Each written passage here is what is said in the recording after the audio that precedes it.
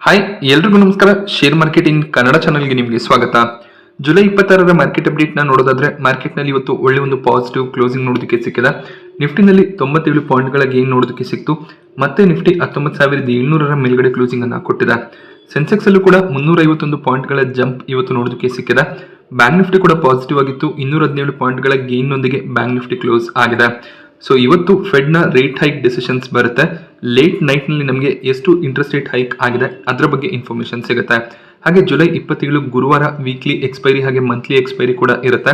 So ನೋಡ್ಬೇಕಾಗುತ್ತೆ rate hikes ನ decision ಯಾವ ರೀತಿಯಲ್ಲಿ ಬರುತ್ತೆ ಅಂತ. ಅದರ ಬೇಸಿಸ್ ಮೇಲೆ ನಾಳೆ ಮಾರ್ಕೆಟ್ ಟ್ರೇಡ್ ಆಗುವಂತ ಚಾನ್ಸಸ್ ಇರುತ್ತೆ. US ಮಾರ್ಕೆಟ್ಸ್ ಅನ್ನ ನೀವು ಬೆಳಿಗ್ಗೆ ಅಬ್ಸರ್ವ್ ಮಾಡಿದಾಗ ಒಂದು ಕ್ಲಾರಿಟಿ ಸಿಗುವಂತ ಚಾನ್ಸಸ್ ಇದೆ. ಹಾಗೆ ನಿಫ್ಟಿಯ ಟಾಪ್ ಗೇನರ್ಸ್ ಮತ್ತು ಲೂಸರ್ಸ್ ಅನ್ನ ಅಬ್ಸರ್ವ್ ಮಾಡಿದಾಗ LNT ಇವತ್ತು ಟಾಪ್ ಗೇನರ್ ಆಗಿತ್ತು. 3% ಹೆಚ್ಚಿನ ಅಪ್ಸೈಡ್ LNT ಅಲ್ಲಿ ನೋಡೋದಕ್ಕೆ ಸಿಕ್ಕಿದೆ.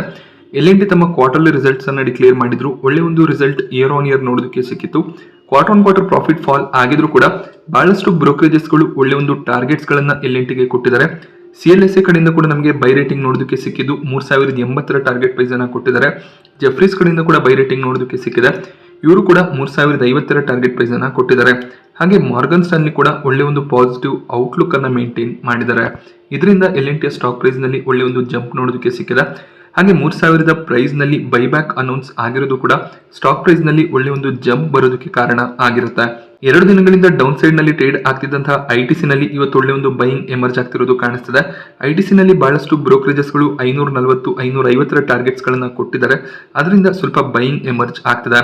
ಬಟ್ ITCಯ ಮ್ಯಾನೇಜ್ಮೆಂಟ್ ಯಾವ ರೀತಿ ಒಂದು ಡಿಮರ್ಜರ್ ರೇಷಿಯೋನ ಸೆಟ್ ಮಾಡ್ತಾರೆ ಅದೆಲ್ಲ ಕೂಡ ಇಂಪಾರ್ಟೆಂಟ್ ಆಗುತ್ತೆ. ಆಗಸ್ಟ್ 14ಕ್ಕೆ ಕ್ಲಾರಿಟಿ ಸಿಗುವಂತ ಚಾನ್ಸಸ್ ಇದೆ.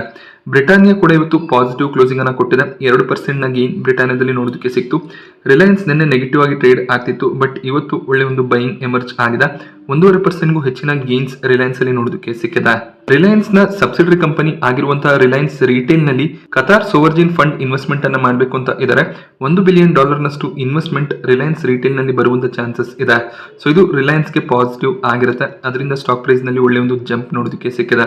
ಇದು ಜಸ್ಟ್ ರ್ಯೂಟರ್ ನ ರಿಪೋರ್ಟ್ ಆಗಿರುತ್ತೆ. ಇನ್ನು ಕೂಡ ರಿಲಯನ್ಸ್ ನ ಕಡೆಯಿಂದ ಅಥವಾ ಕತಾರ್ ಸೋವರ್ಜಿನ್ ಫಂಡ್ ನ ಕಡೆಯಿಂದ ಯಾವುದೇ ರೀತಿಯ ಕನ್ಫರ್ಮೇಶನ್ಸ್ ಸಿಕ್ಕಿಲ್ಲ. ಹಾಗೆ ಸನ್ಫಾರ್ಮಾ ಕೂಡ 1.5% ಗೇನ್ ನೊಂದಿಗೆ ಕ್ಲೋಸ್ ಆಗಿದೆ. ಟಾಪ್ ಲೂಸರ್ಸ್ ಲಿಸ್ಟ್ ನಲ್ಲಿ ಬಜಾಜ್ ಟ್ವಿನ್ಸ್ ನೋಡೋದಕ್ಕೆ ಸಿಕ್ತು. ಬಜಾಜ್ ಫಿನಾನ್ಸ್, ಬಜಾಜ್ ಫಿನ್ಸರ್ವ್ ಅಲ್ಲಿ ಇವತ್ತು ನೆಗೆಟಿವ್ ಕ್ಲೋಸಿಂಗ್ ನೋಡೋದಕ್ಕೆ ಸಿಕ್ಕಿದೆ. ಬಜಾಜ್ ಫಿನಾನ್ಸ್ ತಮ್ಮ ರಿಸಲ್ಟ್ ಅನ್ನು ಕೂಡ ಡಿಕ್ಲೇರ್ ಮಾಡಿದ್ದಾರೆ.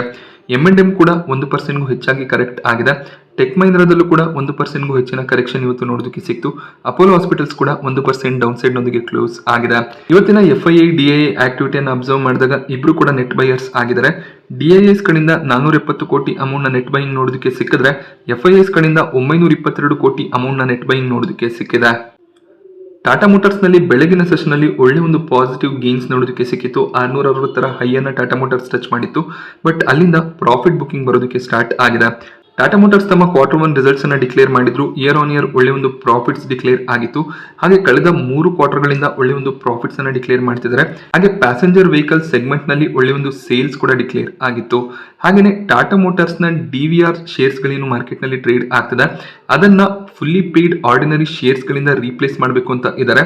ಯಾರೆಲ್ಲ ಟಾಟಾ ಮೋಟಾರ್ಸ್ DVR ನ ಶೇರ್ ಗಳನ್ನ ಹೋಲ್ಡ್ ಮಾಡ್ತಿದ್ದಾರೆ ಅವರೆಲ್ಲರಿಗೂ ಕೂಡ ಟಾಟಾ ಮೋಟಾರ್ಸ್ ನ ಫುಲ್ಲಿ ಪೇಯ್ಡ್ ಶೇರ್ ಗಳನ್ನ ಕೊಡೋದಕ್ಕೆ ಮ್ಯಾನೇಜ್ಮೆಂಟ್ ಡಿಸೈಡ್ ಮಾಡಿದ್ದಾರೆ.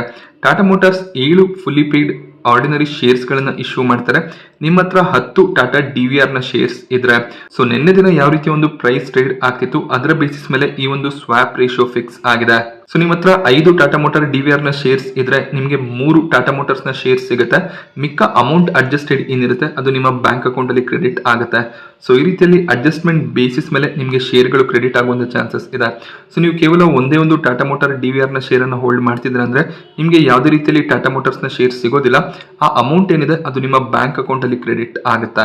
ಹಾಗೆ ಟಾಟಾ ಮೋಟಾರ್ಸ್ ಒಳ್ಳೆ ಒಂದು ರಿಸಲ್ಟ್ ಅನ್ನ ಡಿಕ್ಲೇರ್ ಮಾಡಿದ್ಮೇಲೆ ಜೆಫ್ರೀಸ್ ಬೈ ರೇಟಿಂಗ್ ಅನ್ನ ಕೊಟ್ಟಿದ್ದು 800ರ ಟಾರ್ಗೆಟ್ ಪ್ರೈಸ್ ಅನ್ನ ಕೊಟ್ಟಿದ್ದಾರೆ.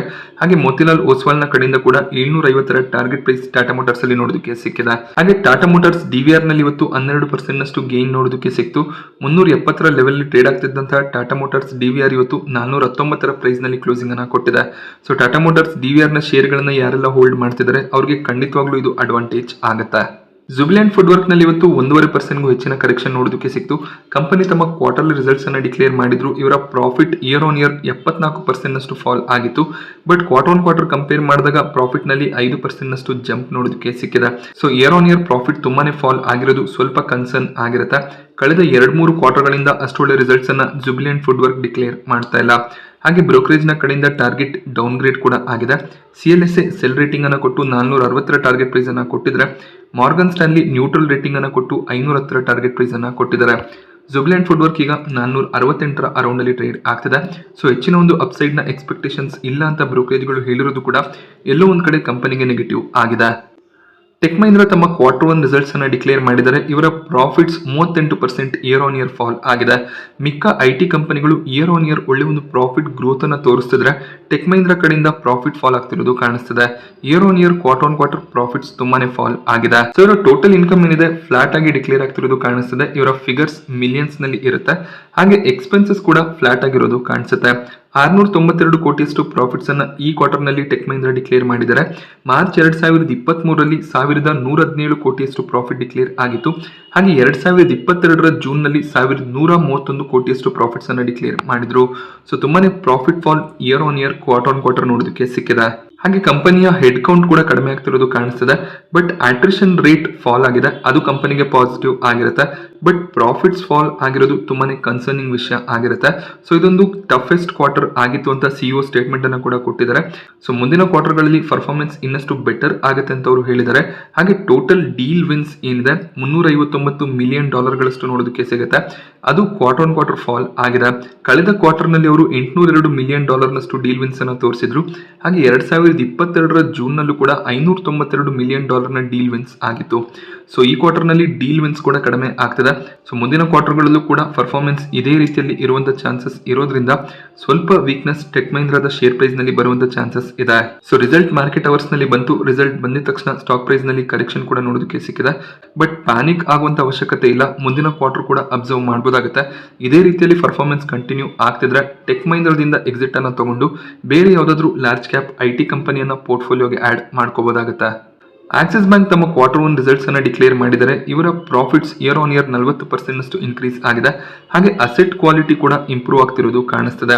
ನಾನ್ ಪರ್ಫಾರ್ಮಿಂಗ್ ಅಸೆಟ್ಸ್ ಅಂದ್ರೆ ಇವರ ಬ್ಯಾಡ್ ಲೋನ್ಸ್ ಏನಿದೆ 0.4%ಗೆ ಫಾಲ್ ಆಗಿದೆ. ಕಳೆದ ವರ್ಷ ಅದು 0.64% ನಷ್ಟು ಇತ್ತು. ಸೊ ಇವರ ನೆಟ್ ಇಂಟ್ರೆಸ್ಟ್ ಇನ್ಕಮ್ ಏನಿದೆ ಅದು year on year quarter on quarter increase ಆಗ್ತಿರೋದು ಕಾಣಿಸ್ತಿದೆ. ಹಾಗೆ ಎಕ್ಸ್ಪೆನ್ಸಸ್ ಕೂಡ ಈ ಒಂದು ಕ್ವಾರ್ಟರ್ ನಲ್ಲಿ ಇನ್ಕ್ರೀಸ್ ಆಗಿದೆ. 5797 ಕೋಟಿಯಷ್ಟು ಪ್ರಾಫಿಟ್ಸ್ ಅನ್ನ ಆಕ್ಸಿಸ್ ಬ್ಯಾಂಕ್ ಈ ಒಂದು ಕ್ವಾರ್ಟರ್ ನಲ್ಲಿ ಡಿಕ್ಲೇರ್ ಮಾಡಿದ್ದಾರೆ. ಬ್ರೋಕರೇಜ್ಗಳ ಎಕ್ಸ್ಪೆಕ್ಟೇಷನ್ 5900 ಕೋಟಿಯಷ್ಟು ಪ್ರಾಫಿಟ್ ಬರ್ಬೋದು ಅಂತ ಇತ್ತು. ಬಟ್ ಆ ಒಂದು ಫಿಗರ್ ರೀಚ್ ಆಗಿಲ್ಲ. ಆದ್ರೂ ಕೂಡ ಒಳ್ಳೆ ಒಂದು ಪ್ರಾಫಿಟ್ಸ್ ಅನ್ನ ಆಕ್ಸಿಸ್ ಬ್ಯಾಂಕ್ ಡಿಕ್ಲೇರ್ ಮಾಡಿದ್ದಾರೆ. ಕಳೆದ ಕ್ವಾರ್ಟರ್ ನಲ್ಲಿ ಇವರು ಲಾಸ್ ಅನ್ನ ಡಿಕ್ಲೇರ್ ಮಾಡಿದ್ರು. 5728 ಕೋಟಿಯ ಲಾಸ್ ಡಿಕ್ಲೇರ್ ಆಗಿತ್ತು. ಸೊ ಇದು ಜಸ್ಟ್ ರಿಪೋರ್ಟ್ ಆಗಿತ್ತು. ಯಾಕೆಂದ್ರೆ ಸಿಟಿ ಬ್ಯಾಂಕ್ ಅನ್ನ ಅಕ್ವೈರ್ ಮಾಡ್ಕೊಳ್ಳೋದಕ್ಕೆ 12489 ಕೋಟಿ ಅವರು ಸ್ಪೆಂಡ್ ಮಾಡಿದ್ರು. ಆದ್ರಿಂದ ಕಳೆದ ಕ್ವಾರ್ಟರ್ ನಲ್ಲಿ ಅಪ್ರಾಕ್ಸಿಮೇಟ್ಲಿ 6000 ಕೋಟಿಯಷ್ಟು ಪ್ರಾಫಿಟ್ಸ್ ಅನ್ನ ಆಕ್ಸಿಸ್ ಬ್ಯಾಂಕ್ ಮಾಡಿದ್ರು. So quarter on quarter performance similar ಆಗಿ ಕಾಣಿಸ್ತಿದೆ. ಇಯರ್ ಆನ್ ಇಯರ್ ಪ್ರಾಫಿಟ್ ನಲ್ಲಿ ಒಳ್ಳೆ ಒಂದು ಜಂಪ್ ನೋಡೋದಕ್ಕೆ ಸಿಕ್ಕಿದೆ. ಹಾಗೆ ಅಸೆಟ್ ಕ್ವಾಲಿಟಿ ಇಂಪ್ರೂವ್ ಆಗಿರೋದು ಕೂಡ ಆಕ್ಸಿಸ್ ಬ್ಯಾಂಕ್ ಗೆ ಪಾಸಿಟಿವ್ ಆಗುತ್ತೆ. ಆಕ್ಸಿಸ್ ಬ್ಯಾಂಕ್ ನ ರಿಸಲ್ಟ್ ಕೂಡ ಮಾರ್ಕೆಟ್ ಅವರ್ಸ್ ನಲ್ಲಿ ಬಂತು. ರಿಸಲ್ಟ್ ಬಂದ ಮೇಲೆ ಒಳ್ಳೆ ಒಂದು ಜಂಪ್ ಸ್ಟಾಕ್ ಪ್ರೈಸ್ ನಲ್ಲಿ ಕೂಡ ನೋಡೋದಕ್ಕೆ ಸಿಕ್ಕಿದೆ. IPOಗಳ ವಿಚಾರಕ್ಕೆ ಬಂದಾಗ ನೆಟ್ವೆಬ್ ಟೆಕ್ನಾಲಜೀಸ್ ನಲ್ಲಿ ಗ್ರೇ ಮಾರ್ಕೆಟ್ ಪ್ರೀಮಿಯಂ ಸ್ಟೇಬಲ್ ಆಗಿದೆ. ನಾಳೆ ನೆಟ್ವೆಬ್ ಟೆಕ್ನಾಲಜೀಸ್ ಲಿಸ್ಟ್ ಆಗ್ತಿದೆ. ಒಳ್ಳೆ ಒಂದು ಲಿಸ್ಟಿಂಗ್ ನ ಎಕ್ಸ್ಪೆಕ್ಟೇಷನ್ಸ್ ಇರುತ್ತೆ. 392 ಗ್ರೇ ಮಾರ್ಕೆಟ್ ಪ್ರೀಮಿಯಂ ನೋಡೋದಕ್ಕೆ ಸಿಗ್ತದೆ. ಸೊ ಒಂದು ಲಾಟ್ ನ ಮೇಲೆ 12,000 ಪ್ರಾಫಿಟ್ ನ ಎಕ್ಸ್ಪೆಕ್ಟೇಷನ್ಸ್ ಇರುತ್ತೆ. ಸೊ ಲಿಸ್ಟಿಂಗ್ ಗೇನ್ ಗಳನ್ನ ಬುಕ್ ಮಾಡ್ಕೊಳ್ಳೋದು ಒಳ್ಳೆ ಒಂದು ಆಲೋಚನೆ ಆಗುತ್ತೆ ಶಾರ್ಟ್ ಟರ್ಮ್ ಗೆ ಬೈಯಿಂಗ್ ಅನ್ನ ಮಾಡಿದ್ರೆ. ಸೊ ಲಾಂಗ್ ಟರ್ಮ್ ಹೋಲ್ಡ್ ಮಾಡ್ತೀನಿ ಅಂದ್ರೆ ಖಂಡಿತವಾಗ್ಲೂ ಕಂಟಿನ್ಯೂ ಮಾಡಬಹುದಾಗುತ್ತೆ. ಕಂಪನಿಯ ಫಂಡಮೆಂಟಲ್ಸ್ ಕೂಡ ಸ್ಟ್ರಾಂಗ್ ಆಗಿ ಕಾಣಿಸುತ್ತೆ. ಯಥಾರ್ಥ ಹಾಸ್ಪಿಟಲ್ ನ IPO ಇವತ್ತು ಓಪನ್ ಆಗಿತ್ತು. ಮೊದಲನೇ ದಿನದ ಸಬ್ಸ್ಕ್ರಿಪ್ಷನ್ ಎಂಡ್ ಆಗಿದೆ. 0.26 ಟೈಮ್ ನಷ್ಟು QIB ನಲ್ಲಿ ಸಬ್ಸ್ಕ್ರಿಪ್ಷನ್ ನೋಡೋದಕ್ಕೆ ಸಿಕ್ಕಿದ್ರೆ NIA ಕ್ಯಾಟಗರಿ ಆಲ್ಮೋಸ್ಟ್ 2 ಟೈಮ್ ನಷ್ಟು ಸಬ್ಸ್ಕ್ರೈಬ್ ಆಗಿದೆ. ರಿಟೇಲ್ ಕ್ಯಾಟಗರಿಯಲ್ಲಿ 1.33 ಟೈಮ್ ನ ಸಬ್ಸ್ಕ್ರಿಪ್ಷನ್ ನೋಡೋದಕ್ಕೆ ಸಿಗ್ತದೆ. ಟೋಟಲ್ ಆಗಿ ಇಶ್ಯೂ 1.14 ಟೈಮ್ ನಷ್ಟು ಸಬ್ಸ್ಕ್ರೈಬ್ ಆಗಿದೆ. ಗ್ರೇ ಮಾರ್ಕೆಟ್ ಪ್ರೀಮಿಯಂ ಸ್ವಲ್ಪ ಫಾಲ್ ಆಗಿದೆ. ನಿನ್ನೆ ₹70 ಪ್ರೀಮಿಯಂ ಕಾಣಿಸ್ತಿತ್ತು. ಇವತ್ತು ₹50 ಪ್ರೀಮಿಯಂ ನೋಡೋದಕ್ಕೆ ಸಿಕ್ಕಿದೆ. 50 ಶೇರ್ಗಳ ಲಾಟ್ ಆಗಿರೋದ್ರಿಂದ ₹2500 ಲಿಸ್ಟಿಂಗ್ ಗೇನ್ಸ್ ಅನ್ನ ಎಕ್ಸ್ಪೆಕ್ಟ್ ಮಾಡಬಹುದಾಗುತ್ತೆ. ಸೊ ಕೊನೆ ದಿನದವರೆಗೂ ವೆಯ್ಟ್ ಮಾಡಿ QIB ಸೆಗ್ಮೆಂಟ್ ಅಲ್ಲಿ ಯಾವ ರೀತಿಯ ಸಬ್ಸ್ಕ್ರಿಪ್ಷನ್ ಬರುತ್ತೆ, ಹಾಗೆ ಪ್ರೀಮಿಯಂ ಯಾವ ರೀತಿಯಲ್ಲಿದೆ ಅದರ ಬೇಸಿಸ್ ಮೇಲೆ ಅಪ್ಲಿಕೇಶನ್ ಅನ್ನು ಹಾಕಬಹುದಾಗುತ್ತೆ. 30ರ ಕೆಳಗಡೆ ಪ್ರೀಮಿಯಂ ಫಾಲ್ ಆದ್ರೆ ಅವಾಯ್ಡ್ ಮಾಡೋದು ಒಳ್ಳೆ ಡಿಸಿಷನ್ ಆಗುತ್ತೆ. ಬಜಾಜ್ ಫಿನಾನ್ಸ್ ಕೂಡ ತಮ್ಮ ಕ್ವಾರ್ಟರ್ 1 ರಿಸಲ್ಟ್ಸ್ ಅನ್ನ ಡಿಕ್ಲೇರ್ ಮಾಡಿದ್ದಾರೆ. ಇವರ ಪ್ರಾಫಿಟ್ಸ್ ಕೂಡ ಇಯರ್ ಆನ್ ಇಯರ್ 32% ನಷ್ಟು ಇನ್ಕ್ರೀಸ್ ಆಗಿದೆ. ಹಾಗೆ NBFCಯ ಅಸೆಟ್ ಕ್ವಾಲಿಟಿ ಇಂಪ್ರೂವ್ ಆಗಿದೆ. 0.3% ಬ್ಯಾಡ್ ಲೋನ್ಸ್ ಅನ್ನು ಇವರು ಡಿಕ್ಲೇರ್ ಮಾಡಿದ್ದಾರೆ. ಅದೇ ಕಳೆದ ವರ್ಷ ಅದು 0.51% ಇತ್ತು. ಹಾಗೆ ಕಳೆದ ಕ್ವಾರ್ಟರ್ನಲ್ಲಿ 0.34% ಇತ್ತು. So quarter on quarter flat ಆಗಿದೆ NPA. ಹಾಗೆ ಇಯರ್ ಆನ್ ಇಯರ್ ಕಂಪೇರ್ ಮಾಡಿದಾಗ ನಾನ್ ಪರ್ಫಾರ್ಮಿಂಗ್ ಅಸೆಟ್ಸ್ ಇಂಪ್ರೂವ್ ಆಗಿದೆ. Kotak institutional equities Bajaj finance ನ ರಿಸಲ್ಟ್ಗೂ ಮುಂಚೆನೆ ಡೌನ್ ಗ್ರೇಡ್ ಮಾಡಿ ಟಾರ್ಗೆಟ್ ಅನ್ನು ಕೂಡ ಡೌನ್ ಗ್ರೇಡ್ ಮಾಡಿದ್ರು. ಬಟ್ ಒಳ್ಳೆ ಒಂದು ಪರ್ಫಾರ್ಮೆನ್ಸ್ ಬಜಾಜ್ ಫಿನಾನ್ಸ್ ನ ಕಡೆಯಿಂದ ನೋಡೋದಕ್ಕೆ ಸಿಕ್ಕಿದೆ. ಸೊ ಇವರ ಟೋಟಲ್ ರೆವೆನ್ಯೂ ಏನಿದೆ year on year quarter on quarter increase ಆಗ್ತಿರೋದು ಕಾಣಿಸ್ತಿದೆ.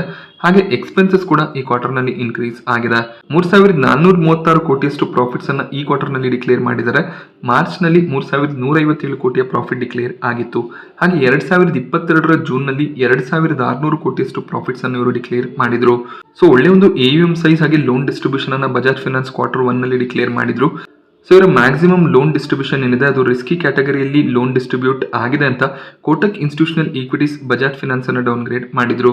But over all result observe ಮಾಡಿದಾಗ ಒಳ್ಳೆ ಒಂದು ರಿಸಲ್ಟ್ ನೋಡೋದಕ್ಕೆ ಸಿಕ್ಕಿದೆ. ಬಟ್ ಈ ಒಂದು ಕ್ವಾರ್ಟರ್ ನಲ್ಲಿ ಅವರು ಪ್ರೊವಿಷನ್ ಅನ್ನ ಇನ್ಕ್ರೀಸ್ ಮಾಡಿದ್ದಾರೆ. ಅಂದ್ರೆ ಮುಂದಿನ ಕ್ವಾರ್ಟರ್ ಗಳಲ್ಲಿ ಬ್ಯಾಡ್ ಲೋನ್ಸ್ ಇನ್ಕ್ರೀಸ್ ಆಗುವಂತ ಚಾನ್ಸಸ್ ಇರುತ್ತೆ.